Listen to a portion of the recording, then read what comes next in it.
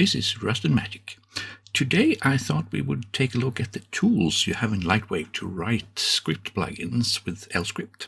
There's lots of YouTube videos about how to write LScript code, but there's not much about the actual tools you have in LightWave to help you.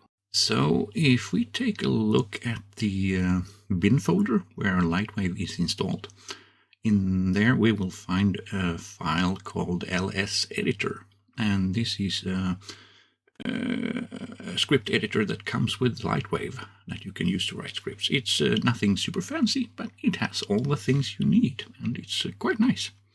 So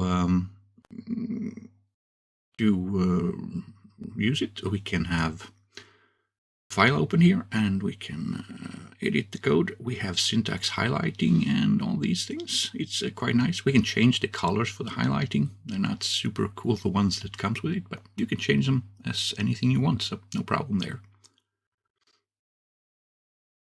You also have up here, you can have multiple files open, so you can select the file you want to edit. You can have as many as you want open at the same time. And here you have a combo box with all the functions in the source code, so you can quickly jump to a specific function and edit it. All quite nice, useful tools. Here you have the different templates, so you can create plugins, a template for them. You don't have to write all the code around it. I'll show them later. So here we have a little example. It's not working. I'm working on this one, but let's use it anyway. So we have a built-in debugger in LightWave, and we can use this debug command here and in the code, and the debugger will pop up when it executes this line. So that can be used to find out all kinds of problems you might have with your plugin. So if we run this script, we go to the add the plugins, we add it here, and then we find it under additional.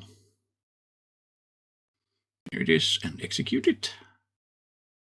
And the debugger will pop up here.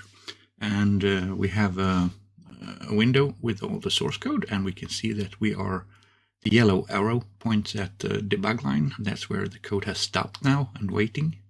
Continue.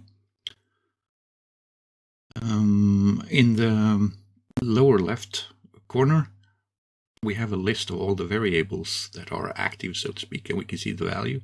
And we can actually double click on any of these values and change them. So if we take this string here, we can change it to a different value before we continue executing if we need to test something or whatever. Very useful. There's quite a few other tools here. We have all the usual stuff. We can continue and step into functions and all kinds of stuff. All the usual stuff. We can also set breakpoints, so we can stop at a certain point, something happens, and we have watch points. If we want, we can have syntax highlighting in the debugger also. We can enable that. So if we go to the debug menu and click on step, it will execute the next instruction, which is the requester that will pop up. And here we have it, and we can edit values here and continue. And as soon as we close the requester, we will go back to the debugger again, and we can see what's in our variables and so on. So there's all the tools you need to debug your scripts. The yellow arrow always points at the current line that is about to execute. That's about it, I think. We're going to get more into the debug tools in the DAS to LightWave import videos. So there will be much more information. This is just a quick overview. Here we have the syntax highlighting turned on also. Okay, let's get back to the editor again, and I'll show you the templates, which are quite nice. So here we are in the editor, and let's create a new, let's just delete this stuff.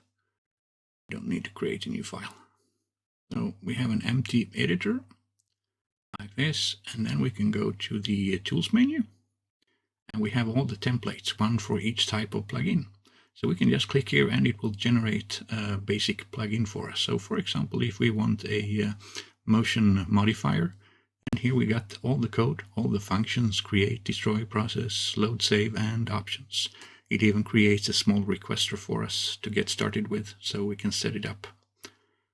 It's a very quick way to create a plugin, and you just need to add your own specific code to it later. So you have all the different types of plugins, one for each, so you don't really need to figure out how to write any of them. You just click here and add your own code to it. Very nice and simple. That was it for today. Thank you so much for watching, and I hope to see you soon again.